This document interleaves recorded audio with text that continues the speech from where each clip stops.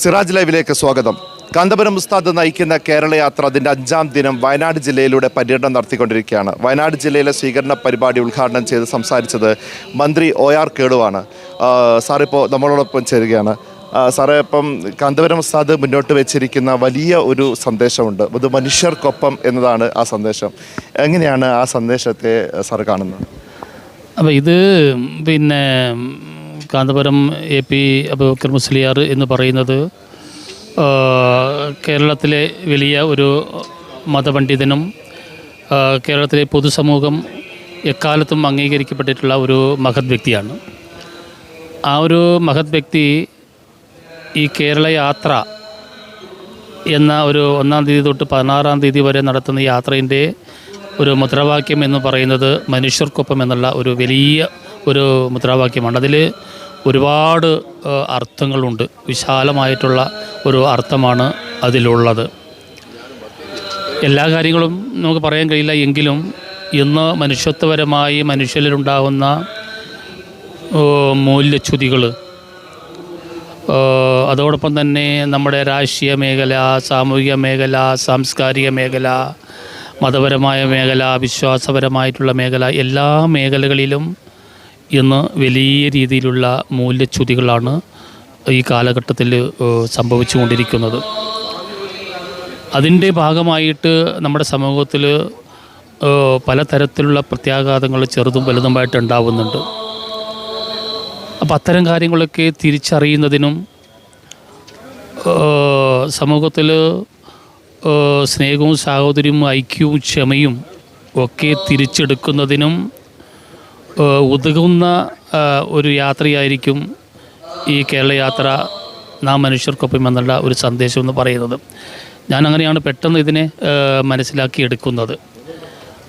ഈ ജാഥ കടന്നു പോകുമ്പോൾ ലക്ഷോപം ജനങ്ങളാണ് ഈ യാത്രയെ വീക്ഷിക്കുന്നതും ഈ വലിയ ഒരു മുദ്രാവാക്യത്തിൻ്റെ സന്ദേശം ഉൾക്കൊള്ളുന്നതും. അത് മനുഷ്യ മനസ്സിൽ വലിയ ഒരു ചലനം അല്ലെങ്കിൽ വലിയൊരു മാറ്റം ഉണ്ടാക്കും എന്ന് തന്നെയാണ് എൻ്റെ ഒരു അനുമാനം, എൻ്റെ ഒരു നിഗമനം എന്ന് പറയുന്നത്. ഈ യാത്ര നടത്തുന്നത് തന്നെ വളരെ പ്രധാനപ്പെട്ട അനിവാര്യമായിട്ടുള്ള ഒരു സമയത്താണ് എന്നുള്ളതും എനിക്ക് ഒരു സന്തോഷം നൽകുന്നു. ഒരു ആവശ്യമുള്ള ഒരു സമയത്താണ് ഈ യാത്ര നടത്തിയത്. നമ്മുടെ ഈ കൊച്ചു കേരളത്തിലും ഈ പറയുന്ന പോലെയുള്ള മതേതരത്വത്തിൻ്റെ, ജനാധിപത്യത്തിൻ്റെ, സ്നേഹത്തിൻ്റെ, സാഹോദര്യത്തിൻ്റെയും ഒക്കെ മാതൃകയായിട്ടുള്ള ഈ കൊച്ചു കേരളത്തിൽ ഈ അടുത്ത കാലത്ത് തന്നെ പലതരത്തിലുള്ള അപലക്ഷണീയമായിട്ടുള്ള ചില സമീപനങ്ങളും കാഴ്ചപ്പാടുകളും വളർന്നു വരുന്നത് നമുക്ക് അരോചകമുണ്ടാക്കുന്ന ഒരു കാര്യമാണ്. ആ സമയത്ത് തന്നെ ഇത്തരത്തിലുള്ളൊരു ജാഥ കൊടുക്കുമ്പോൾ അത് ഇതിനൊരു ഉതകുന്ന ഒരു സമയത്ത് തന്നെയാണ് യാത നടത്തുന്നത്. അപ്പോൾ വലിയ ഒരു സന്ദേശം, വലിയൊരു മാറ്റത്തിന്, വലിയൊരു സ്നേഹത്തിനും സാഹോദര്യത്തിനും ഐക്യത്തിനും മതേതരത്വത്തിനും ഒക്കെ ഈ ജാഥ ഒരു പ്രയോജനം ചെയ്യുമെന്ന് ഞാൻ വിശ്വസിക്കുന്നു. അപ്പോൾ സാധാരണഗതിയിൽ ഇത്തരം കേരള യാത്രകൾ നടത്തലും ഇത്തരം സന്ദേശ റാലികളൊക്കെ നടത്തുന്ന രാഷ്ട്രീയ നേതൃത്വങ്ങളാണ്. അതിൽ നിന്ന് വ്യത്യസ്തമായിട്ട് ഇപ്പോൾ കാന്തപുരം ഉസ്താദ് നടത്തുന്ന 3-ാമത്തെ ഒരു കേരള യാത്രയാണത്. ഒരു സാമുദായിക നേതാവ് ഇത്തരം ഒരു യാത്ര ഏറ്റെടുക്കുമ്പോൾ അത് സമൂഹത്തിൽ ഉണ്ടാക്കുന്ന ഒരു ഇമ്പാക്റ്റ് എന്തായിരിക്കും, അല്ലെങ്കിൽ ഗുണഫലങ്ങൾ എന്തായിരിക്കും? അതെ, ഈ മത നേതാക്കൾക്കും അവരുടേതായിട്ടുള്ള ഒരു പ്രാധാന്യം നമ്മുടെ സമൂഹത്തിൽ എല്ലാ കാലഘട്ടത്തിലുമുണ്ട്. അപ്പോൾ മതനേതാക്കൾ എന്ന് പറയുമ്പോൾ മതപരമായിട്ടുള്ള, വിശ്വാസപരമായിട്ടുള്ള നമ്മുടെ വിശ്വാസികളെ ചേർത്ത് നിർത്തുന്നതിനും അവരിൽ ഈ സാംശീകരണം കൊണ്ടുവരുന്നതിനും മതനേതാക്കൾക്ക് കഴിയും. അത് അവർ പറയുമ്പോഴേ അത് അനർത്ഥമാകുകയുള്ളൂ. അതായത് രാഷ്ട്രീയ നേതൃത്വം പറയുന്നേക്കാൾ കുറച്ചുകൂടി മതനേതൃത്വം പറയുമ്പോൾ ആളുകൾക്ക് ഉൾക്കൊള്ളാൻ കഴിയുമെന്ന്. അതെ, അതാണ് ഞാൻ ഉദ്ദേശിച്ചത്. രാഷ്ട്രീയ നേതാക്കൾ പറയുന്നതിലും ഉപരി മതനേതാക്കൾ പറയുമ്പോൾ അതോ ഈ മതവിശ്വാസികൾ പെട്ടെന്ന് ഉൾക്കൊള്ളാനും അതൊക്കെ നമ്മുടെ ജീവിതത്തിൽ വേഗത്തിൽ പ്രാവർത്തികമാക്കാനും ആഗിരണം ചെയ്യാനും സാധിക്കും എന്നുള്ളതാണ് മതനേതാക്കൾ ഇത്തരത്തിലുള്ള ജാഥ നടത്തുമ്പോൾ ഉണ്ടാകുന്ന ഒരു മാറ്റം എന്ന് പറയുന്നത്. ഇപ്പോൾ കേരള യാത്ര കുറേ വയനാടുമായി ബന്ധപ്പെട്ട കുറേ പ്രശ്നങ്ങൾ മുന്നോട്ട് വെക്കുന്നുണ്ട്. ഒന്നിപ്പോൾ വയനാട് മുഖ്യമായിട്ടും മനുഷ്യ വന്യജീവി സംഘർഷം എന്ന ഒരു വലിയ വെല്ലുവിളിയെ നേരിട്ടുകൊണ്ടിരിക്കുന്ന സമയമാണ്. അതുപോലെ ഗതാഗത കുരുക്ക് പലപ്പോഴും കഴിഞ്ഞ ദിവസങ്ങളിൽ പോലും ചുരം മണിക്കൂറുകൾ ബ്ലോക്കാവുന്ന സ്ഥിതിയുണ്ടായി. അപ്പോൾ വയനാടിൻ്റെ ഒരു സമഗ്ര പുരോഗതിക്ക് സർക്കാരിൻ്റെ ഭാഗത്തു നിന്ന് കൂടുതൽ നടപടികൾ ഉടൻ ഉണ്ടാകുമെന്ന് പ്രതീക്ഷിക്കാൻ കഴിയും.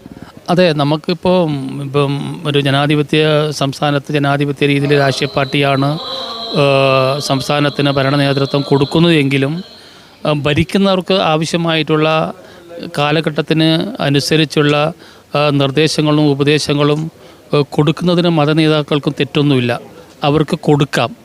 അപ്പം അങ്ങനെ കൊടുക്കുമ്പോൾ അത്തരം മഹത് വ്യക്തികൾ കൊടുക്കുന്ന സന്ദേശങ്ങളും കാഴ്ചപ്പാടുകളും അല്ലെങ്കിൽ ഉപദേശങ്ങളും നിർദ്ദേശങ്ങളൊക്കെ ഭരിക്കുന്ന ഭരണകർത്താക്കൾക്ക് അത് ഏറ്റെടുക്കാനും ഒക്കെ സാധിച്ചുകൊണ്ട് ഇത്തരം കാര്യങ്ങൾ ദൂരീകരിക്കുന്നതിലേക്ക് പോകാനൊരു വഴി തുറക്കും.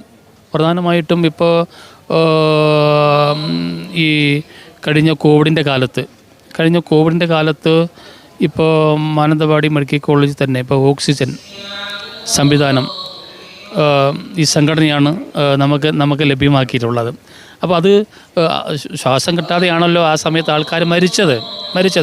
പക്ഷേ ആ സമയത്ത് മെഡിക്കൽ കോളേജിന് ഒരു ഓക്സിജൻ പ്ലാന്റ് സൗജന്യമായിട്ട് ലഭ്യമാക്കിയിട്ടുള്ളത് ഈ സംഘടനയാണ്. അപ്പോൾ സംഘടന സംവിധാനം ഒരു പൊതുസമൂഹത്തെ സഹായിക്കുമ്പോൾ അത് സർക്കാരിനെ സഹായിക്കുന്ന കൂടിയായിട്ടാണ് അത് മാറുന്നത്. അപ്പോൾ വലിയ ഒരു സംഭാവന അല്ലെങ്കിൽ തന്നെയാണ് അതിൽ തരുന്നത്. ഇപ്പോൾ ചുരമില്ലാത്ത റോഡ് സംബന്ധിച്ച് വന്യമൃഗങ്ങളെ സംബന്ധിച്ചുള്ള സന്ദേശവും ഈ ജാതിയോടൊപ്പം കടന്നു പോകുമ്പോൾ ഇത്തരം കാര്യങ്ങൾ സർക്കാരിൻ്റെ ശ്രദ്ധയിൽ വരികയും വലിയ ഒരു സമൂഹമാണ് സർക്കാരിനോട് പറയുന്നത്. അപ്പോൾ അത് ഏറ്റെടുക്കാതിരിക്കേണ്ട കാര്യമില്ല. നല്ലതാണെങ്കിൽ ഏറ്റെടുത്തുകൊണ്ട് അതിന് ദൂരീകരിക്കാനും അതിന് പരിഹരിക്കാനും ആവശ്യമായിട്ടുള്ള നിർദ്ദേശങ്ങൾ സർക്കാരിന് സ്വീകരിക്കാൻ വേണ്ടി സാധിക്കും. ഇപ്പോൾ ഒട്ടനവധി സംഘടനകളും സാമൂഹിക പ്രവർത്തകരും പരിസ്ഥിതി പ്രവർത്തകരും എല്ലാവരും പറഞ്ഞതിൻ്റെ അടിസ്ഥാനത്തിലാണ് നമ്മളിപ്പോൾ വയനാട്ടിലേക്ക് ഒരു ചുരമില്ലാത്ത റോഡിന് വേണ്ടിയിട്ടുള്ള പ്രവർത്തനം ആരംഭിച്ചതും അതിപ്പോൾ നമ്മൾ പ്രാവർത്തികമാക്കാൻ വേണ്ടി പോകുന്നതും. ഈ അടുത്ത കാലത്ത് തന്നെ നമ്മുടെ താമരശ്ശേരി ചുരത്തിൽ വലിയ ഗതാഗത കുരുക്ക് നിരന്തരമായിട്ടുള്ള മതപണ്ഡിതരും രാഷ്ട്രീയക്കാരും സാമൂഹിക പ്രവർത്തകരും ഒക്കെ നിരന്തരമായിട്ട് ആവശ്യപ്പെട്ടതിൻ്റെ അടിസ്ഥാനത്തിലാണ് പൊതുമരാമത്ത് വകുപ്പ് മന്ത്രി വളരെ ക്രിട്ടിക്കലായിട്ടുള്ള ആ വളവിൽ ചുരം ഇപ്പോൾ വീതി കൂട്ടാനുള്ള നടപടി സ്വീകരിച്ചിട്ടുള്ളത്. അപ്പോൾ ഇതൊക്കെ വലിയ ഒരു സന്ദേശം തന്നെയാണ് ഭരണകൂടത്തിനും പൊതുസമൂഹത്തിനും നൽകുന്നത്. അപ്പോൾ അത്ര വലിയ നല്ല കാര്യങ്ങൾ നമ്മൾ സ്വീകരിക്കുക തന്നെ ചെയ്യും.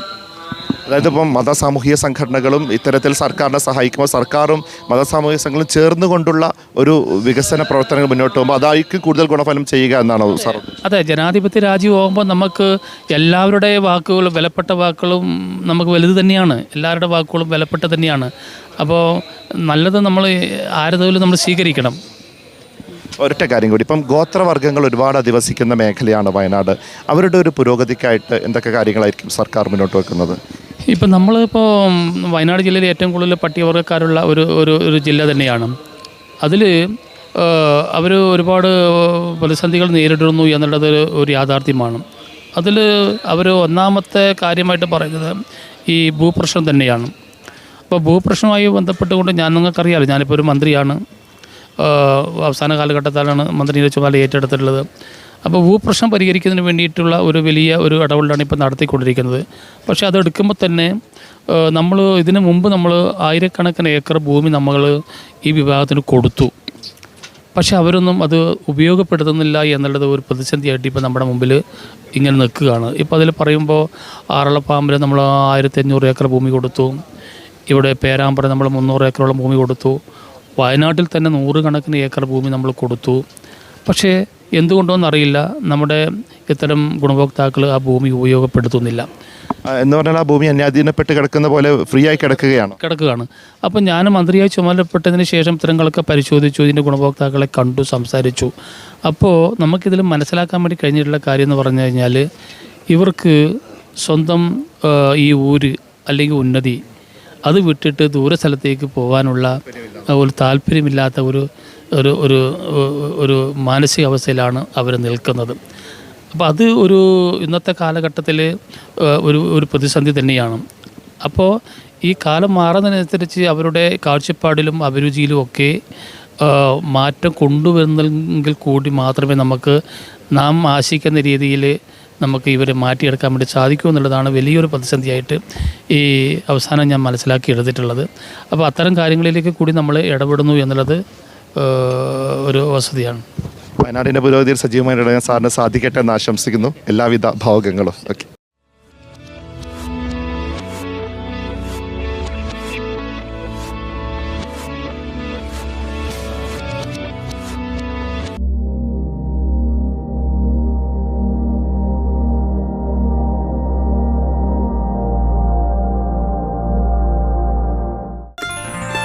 waytonikah.com, the exclusive Muslim matrimonial site.